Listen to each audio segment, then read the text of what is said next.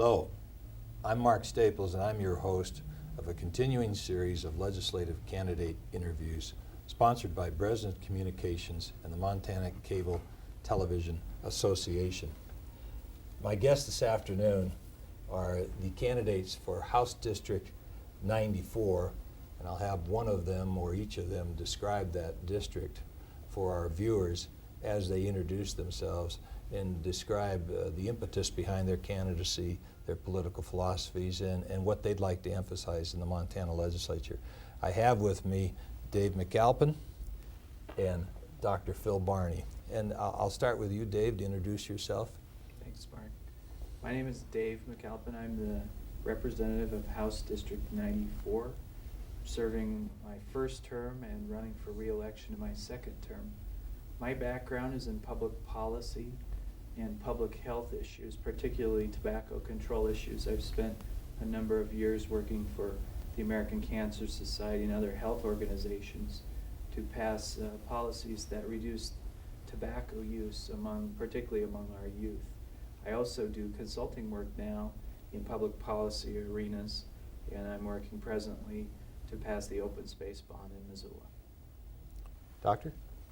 I'm Phil Barney. I'm also running in House District 94, which is a wedge-shaped district beginning at Hellgate High School and ending in Upper Miller Creek Road, taking in parts of the Far Views and the South Hills as well. I'm a retired physician.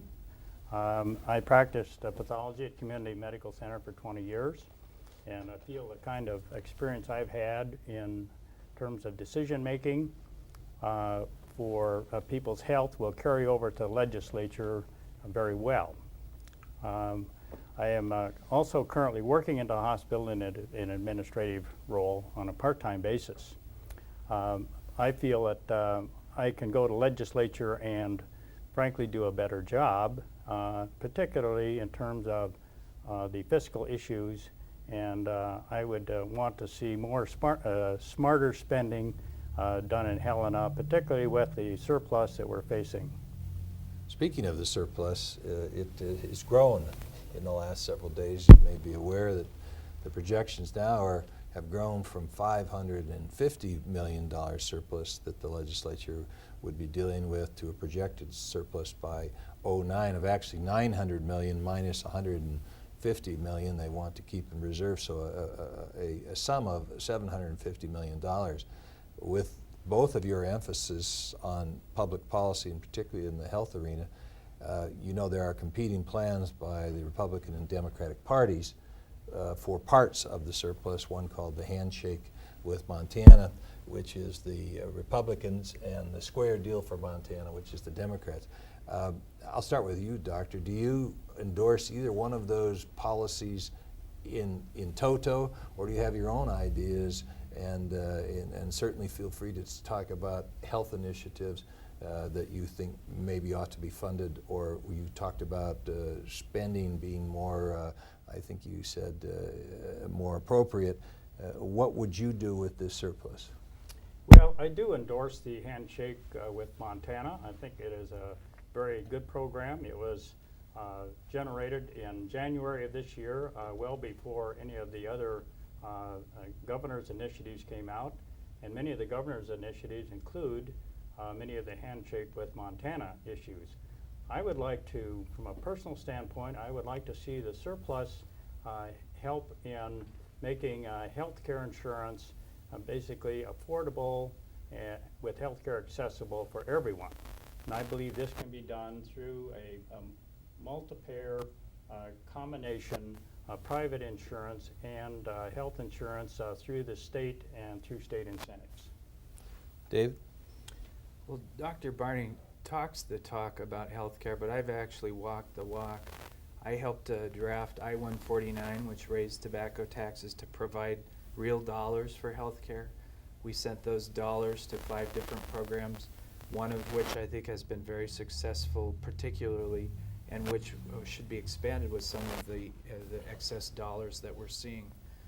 That's the Insure Montana program, which provides small business people and small business employees with health insurance who may not have had it, or for those who had health insurance, it would provide them a tax rebate to keep them on health care.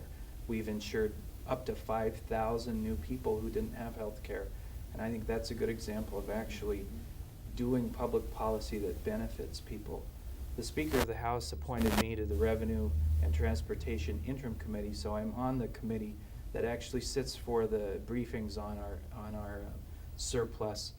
And my concern would be that we be very careful that these are dollars which are ongoing dollars. As far as I can tell from my position on the committee, there's no way to tell for sure now that the surpluses will continue year in and year out.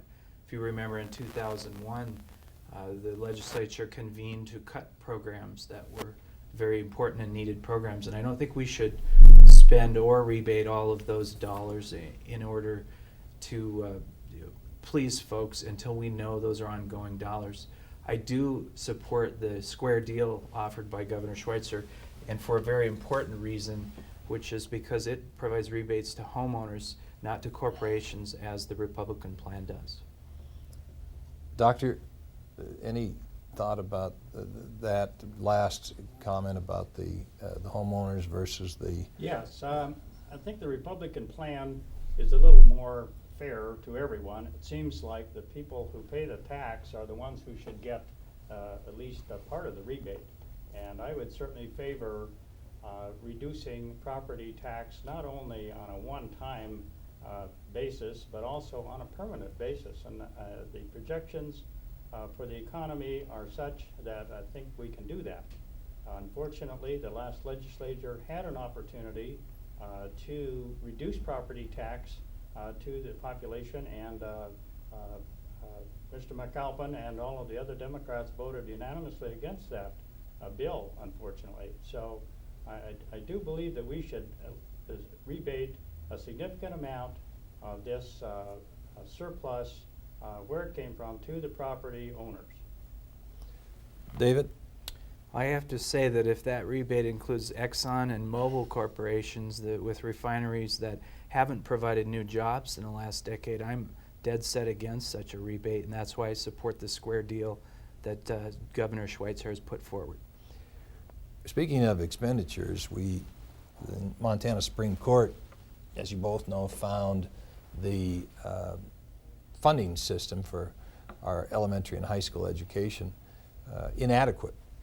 That was the term they used, and the legislature last session put $80 million one-time cash infusion into the system, and then in the special session that followed, a $37 million cash infusion. Are we closer to dealing with the perceived or real problems, or are we still a long ways away? We've had some opinions from policymakers that we've addressed the issue, and others say we've merely scratched the surface. David, I'll start with you. I think we have a lot more to do. Remember that we're repairing the damage done over a decade of Republican-controlled legislatures where they simply cut taxes to corporations and transferred that burden to homeowners. And the people that I speak to on the door have had enough of that. So we cannot repair that damage instantly, and it's going to take us a few years. We need to focus on pension programs, on actual Indian Ed for All and programs that are needed and required by the courts. And in the future, we need to go in and work on infrastructure for our schools, which are beginning to crumble for lack of an investment. We have a long way to go, but I think we've made a good start. We actually reduced the pressure on the local homeowners by 4% with those funds that Mark mentioned, and in effect took the pressure off local homeowners, and we'll continue to do that if we control the legislature. Doctor? Well, I think that the school educational funding is obviously critical. It's not only, though, for the elementary K-12, but also higher education. The K-12 funding, I believe, should go to the classroom. It should go in the form of increased teacher salaries, increase in funds for them to buy supplies. That is where I think we're going to get the biggest bang for the buck, if you will, in terms of educational funding for that group. For the higher education, I believe that we should have lower tuition for the university students and increased scholarships to make it more affordable for the average family to send their kids to college. We have to provide more support for our higher education in our state. That is the source of economic development that we need, and we can grow our own industry by having economic development start at the university level. Speaking of the surplus, it's spoken of in a vacuum if it's not spoken of in contrast to the $1.3 billion actuarially estimated deficit in our public employees' pension fund.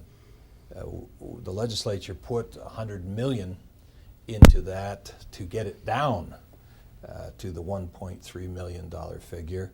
In the last legislature, the budget director has spoken of doing another infusion to try to stem the tide of an actuarially unsound system. How do you feel about that, and does that require a more sober assessment of the fact that we have this projected surplus? Doctor? Well, yes, I think we have to use some of the surplus to address that issue. It certainly makes sense when we have a surplus to use it for what we have as a future obligation and to start chipping away at that. It is not an obligation, the entire obligation is not due now, so there's no reason to put a tremendous amount of money into it now. I think also the structure of the retirement system needs to be revisited so that we don't continue to pile up this kind of a deficit. I couldn't agree more with Dr. Barney. The problem is that the Republican legislature is the group that raised those benefits and didn't fund the pension system properly. So now that Democrats are in control of the legislature and we have the governor's chair, we're fixing the problem. We were the ones that put $100 million into the system to try and get it sound again, and we are the ones that will continue to be sure that we're prudent and fiscally appropriate down the road. What about taxes in general? We have, despite the surplus, we have a hue and cry across the state. You hear the term all the time for comprehensive tax reform, although everybody thinks of that differently. One person thinks it's a sales tax, one people think it's a value-added tax, some people think it's a local option tax, and some people say, well, it's obviously working fairly well the way it's structured right now. Look at the money we have. What's your philosophy or projections on taxes in general? I'll start with you, David. Do we need increases in anything? Do we need reductions in anything? No, I support Governor Schweitzer, who balanced the budget without raising taxes. I think that's what the voters want, and I will continue to support him on that. I think we do need to reform our tax policies in the respect that corporations now seem to be getting by with the tax breaks given in the last decade and no increase in jobs, and we have no information that they're actually paying taxes. There's a lawsuit before the Supreme Court that some would indicate corporations are paying very little of their share. I've worked on the tax committee. I'm appointed to that committee by the Speaker, and we've worked hard to try and support Department of Revenue policies which will provide more accountability and so that we have tax fairness. I think that's a better way to go than actually to do tax cuts as proposed by others. Doctor, tax philosophy? Well, my general philosophy on taxes is that the less the better. But obviously, we have to have taxes to support the programs, and I certainly support everybody paying their fair share. At the same time, I think we have to look at what taxes do with the economy, and when you look at what has happened, every time there has been a tax reduction in this state, we have seen the economy grow. So we're not going to tax our way to prosperity. We need to stimulate business by reducing the tax even further. And the last legislature had the opportunity to eliminate the small business tax, which covers 98% of our businesses, and they failed to do so and kept that tax in place even though it was scheduled to expire. And I feel very strongly that we should eliminate the small business equipment tax to stimulate our economy. I would like to see the money that the small business saves on their taxes go towards supporting their employees for health care premiums. In closing, gentlemen, and I'm sorry that we have so little time, we could go on for hours, and it would be very educational for all of us.